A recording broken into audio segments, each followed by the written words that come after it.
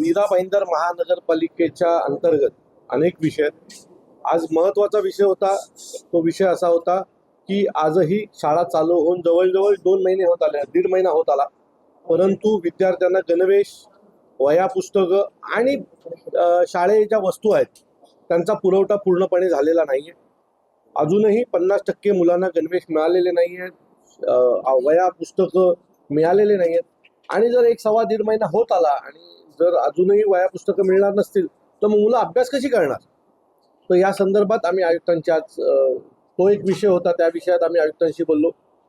त्याच्यानंतर तुम्हाला माहिती आहे की मागच्या 2.5-3 वर्षात महाराष्ट्राचं राजकारण पूर्णपणे आनंद दिघे साहेबांच्या अवतीभोवती फिरतंय आणि त्याच दिघे साहेबांच्या मीरा भाईंदरमधला जो चौक आहे त्या चौकाची जर तुम्ही जाऊन परिस्थिती बघाल तर मला असं वाटतं की आम्हाला असं वाटलं की आम्ही स्वखर्चाने करावे की काय. तर दिघे साहेब फक्त बॅनरवर फोटो लावण्यासाठी आणि राजकारण करण्याच्या पलीकडे आहेत ना. तर माझी विनंती आहे की दिघे साहेबांच्या नावाने मला वाटतं एकमेव चौक असेल मीरा भाईंदरमधलं, कृपया त्या चौकाचं जे काही रिनोव्हेशन करायचे ते तुम्ही करा किंवा आम्ही स्वखर्चाने करू. कारण आमचे दिघे साहेब हे फक्त नावापुरते नाही आहेत किंवा तुमचं राजकारण करण्यापुरते मर्यादित नाही आहेत. एवढं राजकीय नेत्यांनी पण इथल्या समजून घ्यावं. हा एक आमचा विषय होता. तिसरा, 4-4 महिने झाले साफसफाई कर्मचाऱ्यांना किंवा फवारणी करणाऱ्या कर्मचाऱ्यांना पगार मिळत नाहीये.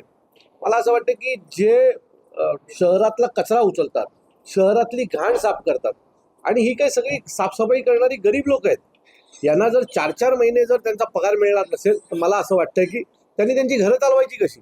म्हणजे स्वखर्चाने घरातनं निघावं, रिक्षा पकडावी, गाडी पकडावी, बस पकडावी आणि इथपर्यंत यावं, 10-12 तास काम करावं आणि पुन्हा घरी जावं. मग त्यांचं आजारपण वगैरे, यातून येणारे आजारपण वगैरे राहिले बाजूला, पण 4-4 महिने पगार मिळत नसेल आणि जर त्यांचं घर चालणार नसेल तर मग आपण काय मीरा भाईंदरकर करणार आहोत? स्वच्छता, जे आपलं शहर स्वच्छ ठेवतात त्यांच्या बाबतीत जर अशी घटना घडणार असेल तर महाराष्ट्र नवनिर्माण सेना खपून घेणार नाही. बरं, ज्या कॉन्ट्रॅक्टरकडे आता त्यांचं काम आहे, ज्या कॉन्ट्रॅक्टरला हे टेंडर दिलेलं आहे, ऑलरेडी 4 महिने तो पगार देत नाहीये, त्याच्या बाबतीत महानगरपालिकेने 9 नोटिसी काढलेल्या आहेत. त्याला पुन्हा ई टेंडरिंग न करता पुन्हा टेंडर देण्यात आलेलं आहे. म्हणजे अजून त्यांचे पुढचे 3 वर्ष अशाच प्रकारचे हाल होणार आहेत का? सो या सर्व मुद्द्यांवर आम्ही आज आयुक्त साहेबांशी बोललेलो आहे. अनधिकृत शाळांचा विषय असेल, म्हणजे अनेक कोचिंग क्लासेस असे आहेत की नियम असा सांगतो की त्यांना ज्यावेळेला कोचिंग क्लास किंवा शाळेची परवानगी देताना ॲम्ब्युलन्स तर फिरली पाहिजे.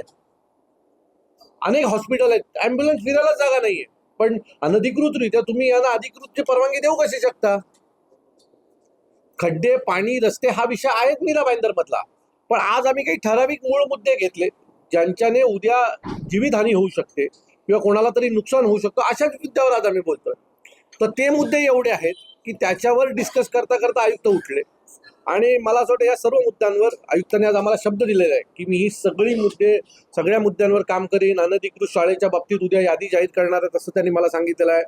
चौकासाठी कुठूनही निधी उभा करीन आणि दिघे साहेबांच्या नावाचा जो चौक आहे त्याला ते स्वतः भेट देणार आहेत आणि त्याचं जे काही रिनोव्हेशन आहे ते लगेच ताबडतोब सुरू करतोय म्हणून मला त्यांनी शब्द दिलेला आहे. शाळेंच्या बाबतीतही त्यांनी सांगितलं आहे कुठल्या शाळेंना गणवेश मिळालेले नाहीत त्याच्या बाबतीत मी स्वतः लक्ष देऊन काम करणार आहे. सो या सर्व गोष्टी झाल्यात की नाही हे पाहण्यासाठी पुन्हा 15 दिवसांनी आम्ही आयुक्तांची भेट घेऊ.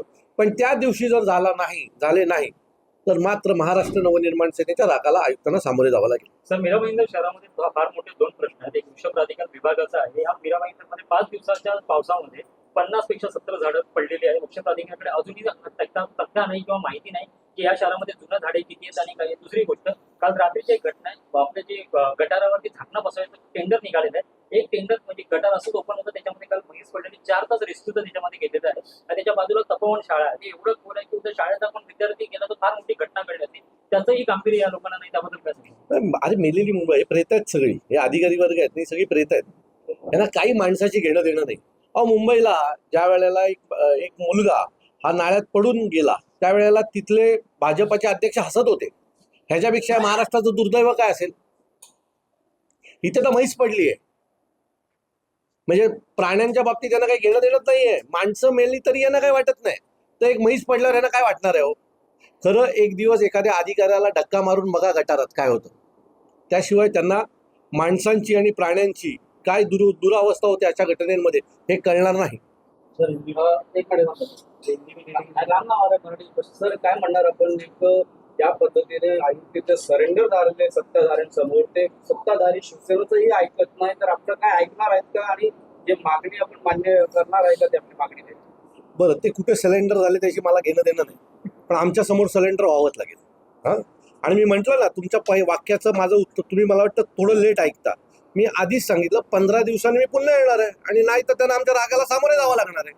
त्यामुळे तुम्ही काळजी करू नका. आम्हाला दिलेले शब्द कसे पूर्ण करून घ्यायचे हे आम्हाला खूप नीट माहिती आहे. आम्ही ते पोटातनंच पक्ष स्थापनेच्या ज्यावेळेला झाली ना आमची तेव्हा पोटातनंच शिकून आलेलो.